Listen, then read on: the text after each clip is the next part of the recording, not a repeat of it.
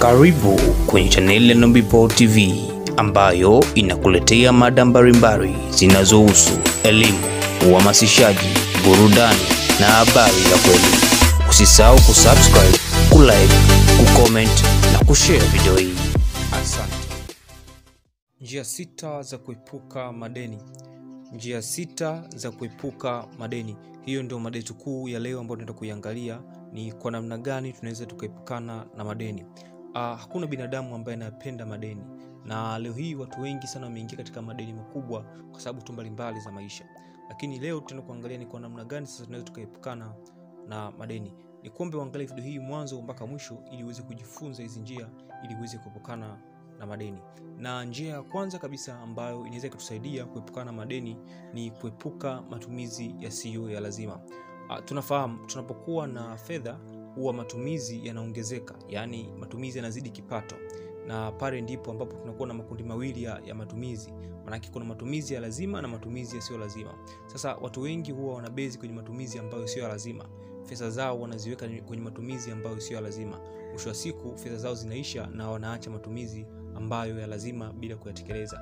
Hapo ndipo mtu anapoenda kuchukua mikopo sehemu mbalimbali kwenye taasisi mbalimbali ili aweze kutekeleza lile jambo ambalo ni la lazima. Hii imepelekea watu wengi sana kuwa katika madeni makubwa sana kwa sababu fedha zao nyingi wanaziweka katika matumizi ambayo sio ya lazima. Kwa hiyo ni lazima uepuke matumizi ambayo sio ya lazima.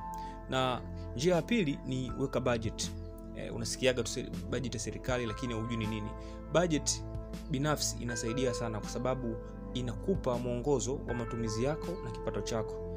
Ukiwa unajiwekea bajeti yako, maana yake unafahamu kwamba kama ni mfanyakazi au mfanyabiashara, unapoingiza pesa yako mwisho wa mwezi labda au katikati ya biashara yako, unafahamu kwamba hii pesa ni kitu gani na hii pesa ni kitu gani.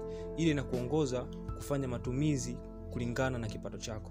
Lakini watu wengi ambao hawana budget binafsi ndio wanaotumia fedha bila mpangilio, mwisho siku wanaingia katika madeni ambayo hayana umuhimu. Kwa hiyo ni lazima uweke bajeti yako binafsi. Hii itakusaidia sana kuepukana na madeni kwa sababu utafanya matumizi kutokana na kipato chako ulichokuwa nacho.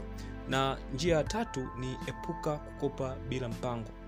Hii ni njia ambayo watu wengi pia wanatakiwa waitumie kwa sababu wapo watu wengi ambao wameingia katika madeni makubwa kwa sababu tu wanaenda kukopa katika taasisi mbalimbali, mashirika mbalimbali au watu mbalimbali kwa ajili tu ya kufanya jambo ambalo halina mpango wote. Manake pesa unayokopa haiwezi kumzalishia pesa nyingine kwa ajili ya kulipa lile deni. Na tunafahamu tunapoenda kukopa kwenye taasisi mbalimbali huwa kunakuwa na riba zile. Sasa mtu anapoenda kukopa sehemu kama zile, mwisho siku muda unapofika anashindwa kulipa ile deni kwa sababu amekopa ile fedha bila mpango sahihi wa kwenda kutumia. Mfano mtu anakopa pesa kwa ajili ya kwenda kununua pikipiki au kujenga nyumba.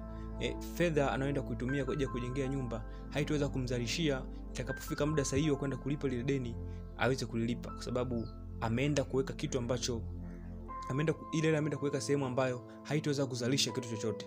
Kwa hiyo inapofika wakati sasa wa kulipa ile deni anakuwa hana fedha, na ndipo riba inapoongezeka, mwisho siku mtu anakuja kuona madeni makubwa sana. Kwa hiyo ni lazima uepuke kukopa bila mpango. Unapokopa fedha lazima uwe na mpango sahihi kwamba naenda kufanyia shughuli fulani na na hakika katika muda utakaofika kwa ajili ya kulipa ile deni hiyo pesa itakuwa imerudi. Hiyo ni njia tatu. Na njia 4, epuka ushawishi wa marafiki kwenye matumizi. Kuna watu ambao wanaingia kwenye madeni kwa sababu tu ya ushawishi wa marafiki zao kwamba wanawaambia bwana fanya kitu fulani, nunua kitu fulani, lakini kumbuka muda wa kulipa deni hatolipa rafiki yako, utalipa wewe. Kwa hiyo unaweza kaingia kwenye gharama kubwa, labda kununua simu kubwa sana kwa sababu tu rafiki yako amekushawishi au umeona rafiki yako amefanya jambo fulani, wewe unaenda kukopa pesa kwa ajili ya kufanya kile kitu. Mwisho wa siku kurudisha ile deni hata kuwa rafiki yako lakini ni wewe. Kwa hiyo ni lazima uepuke ushawishi wa marafiki kwenye matumizi yako. Nunua kitu ambacho unaamini kinakuwa na manufaa kwako na ni kwa faida yako, sio kwa sababu ya kumridhisha mtu fulani amefanya jambo fulani. Sawa? Kwa hiyo ni lazima uepuke ushawishi wa marafiki kwenye matumizi yako ya fedha. Na jambo la 5 ni weka akiba. Tunafahamu kwenye masuala ya uchumi kuna wakati wa shibe na wakati wa njaa, na watu wengi sana huwa ikifika kipindi cha wakati wa njaa ndipo unapoingia kwenye mikopo. Lakini ungekuwa ni mtu ambaye unapenda kuweka akiba, ikifika kipindi cha njaa maana yake unaenda kuchukua fedha zako ambazo umeziwekea akiba. Watu wengi wanasahau jambo la kuweka akiba. Na akiba si kwa sababu tu uwe na fedha, hapana. Akiba ni ile njia tu ya kuwa na matumizi mazuri ya fedha zako. Maana yake unapata fedha, unasema kwamba hii ni ya kitu fulani, hii ni kitu fulani, lakini kuna percentage unaiweka kwa ajili ya akiba yako, kwa sababu kuna kipindi utaporomoka kiuchumi, na hapo ndipo utakwenda kuchukua akiba yako. Na jambo la 6 na la mwisho, lipa madeni kwa wakati.